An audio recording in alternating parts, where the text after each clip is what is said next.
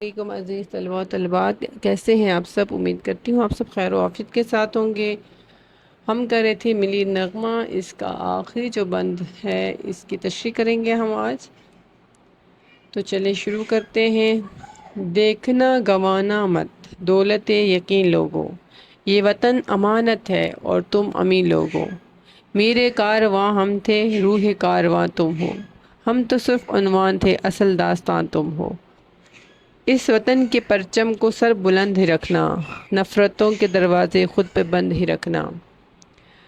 تشریح کرتے ہیں۔ اس بند میں شاعر کہتے ہیں کہ نوجوانوں کو نصیحت کرتے ہوئے کہ کبھی بھی یقین کی دولت کو مت گنوانا۔ یہ وطن تمہارے لیے ایک امانت کی طرح ہے اور تمہیں اس کا امانت دار مقرر کیا گیا ہے، لہٰذا تمہیں اس امانت کی حفاظت کرنی ہے۔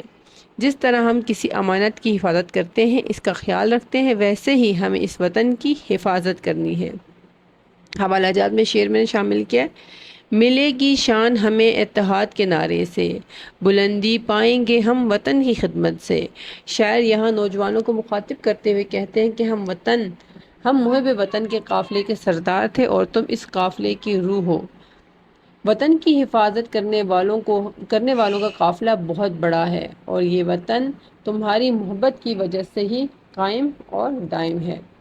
ہم تو صرف اس وطن کی کہانی کا آغاز تھے، اصل داستان تم ہو اور تم سے شروع ہوتی ہے۔ اس پاک سرزمین کو تم سے بہت امیدیں وابستہ ہیں، لہٰذا اس وطن کی ترقی کامیابی کی کہانی لکھنے والے اب تم لوگ ہو۔